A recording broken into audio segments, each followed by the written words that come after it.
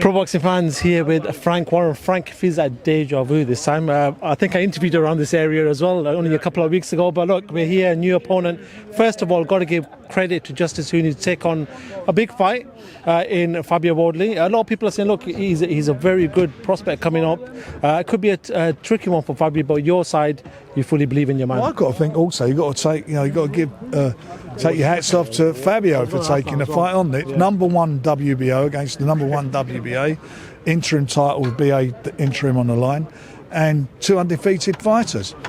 And Eddie said something up there which was quite right. You think you would have gone for an easier job for him and whatever, but we believe in our man. That's why we've made the fight. I was going to ask about Fabio. He's just game. He's just a game fighter. He just wants to fight, right? He's a fighting man. That's what he is. He's game, but he's a fighting man, and he's a dangerous man.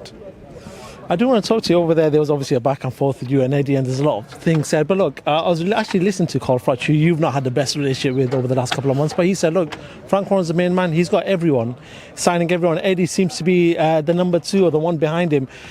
How good is it to be in this position, Frank? That, look, a lot of people are acknowledging that you probably got the best stable right now in this country. Probably, like, when you look at worldwide, you've got a lot of big names there. We've got a tremendous roster of fighters, but that's what we've worked on. We signed guys up.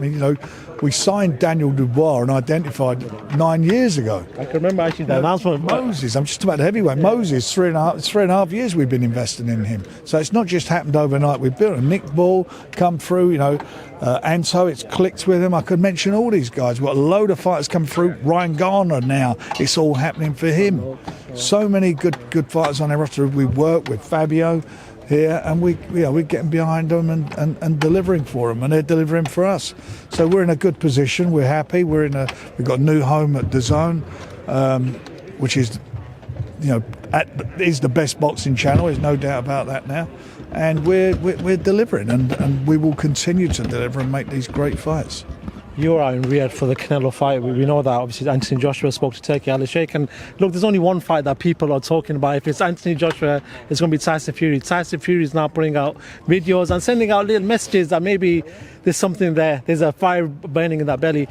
Are we going to see that fight, Frank? I don't know. You've got to ask Tyson. And if Tyson decides he's going to fight on, I mean, that's going to be his choice. And if he does it, and when he says it, then we'll get on with it. If he doesn't, then it won't happen. Just a final one, Moses Tama. You spoke about him then. Listen, a lot of people are deeming this guy and Daniel Dubois to be the forefront of the heavyweight division. Once a few of these older lot call it a day. But for you, it's an exciting time to have probably the 2 top talented heavyweights. One's a world champion already, obviously. They're great fighters. And Daniel's got an opportunity. He's got an opportunity that's amazing to fight for the 4 belts in his own country, in his national stadium. It's never happened before here, and he could be the first Brit to ever win the 4 belts. How about that? And you've got Moses coming along. He's 20 years of age. He's up on in Glasgow in a couple of weeks' time. We're blessed. We're blessed as a nation with heavyweights. Most of them, thank God, are with us. Frank Warren, I know you've got to go. Thank you so much for your time, sir. As always good seeing you. Thank you very much. Portman Road, this is it, right? So what kind of welcome awaits Justis Huni on June 7th? Because I think it's going to be pretty crazy in here. Yeah, I don't know if when he steps out, if I'd call it a welcome. It's not going to be a particularly welcoming place for him. Ipswich, this club, this place, it very much supports its own, gets behind its own. No matter the stage, no matter the circumstance, they're always behind, and they're always made themselves loud, heard, known, even when I was travelling up and down the country to fight as well. So it's fantastic to bring it home, like everyone's been saying, the homecoming fight, the big one. But for Justis, when he steps out on the night,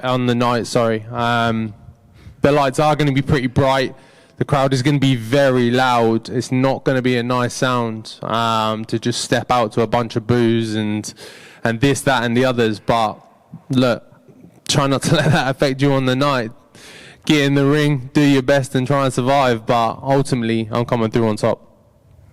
Justis, bright lights, a lot of boos, very hostile. Some fighters would crumble under that pressure. What about you?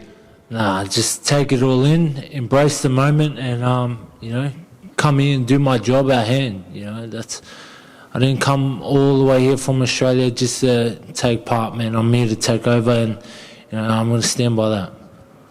Fabio, 94% knockout rate. Do you expect this man to hear the final bell? No, not at all. Look, as a fact that Frank started this off with and said is that every opponent that I've been in the ring with has touched the canvas, all of them, no matter from my first fight to my most recent, they've hit the floor. And I don't see this being any different. Like, don't get me wrong, Justis is a great competitor, a great boxer. He's got a great amateur pedigree. He's well ranked. He's a good fighter. He's got a lot of good abilities. But this is boxing. But ultimately, at the core of it, at the bottom of it, this is a fight. And this fight game is something I do very, very well. And knowing how to get to my opponent, finding them gaps, finding them spaces to get them punches through and make you take a knee, or just look, even if I just bully you into submission, one way or another, you're not hearing that final bell. Okay, before we get your final messages to each other, just a final word, Eddie. I don't know if you want to have anything you want to say to Frank or Michael Waffo ahead of this big fight. Your final message to Team Queensbury over here. Just thank you for the opportunity. Fabio said that he felt like it would be nice for me to be involved. I'm very happy. I wasn't going to be involved. I was going to watch it because I'm pleased for him, because I think this is amazing what they've achieved to have this fight. I remember that meeting a couple of years ago. I wouldn't have chose Justis Huni, maybe Kevin Johnson, someone like that. I think I would have got him for the homecoming, but fair play to them. They're very brave, and it's going to be a big night for the area, a big night for the town, and Fabio deserves it. And this is now time for him to step up to world level. It's the first fighter he's ever boxed at world level, and I feel like, although Justis has fought to Beatty and Lorena and those guys, this is a world-class fight, and it is a 50-50 fight.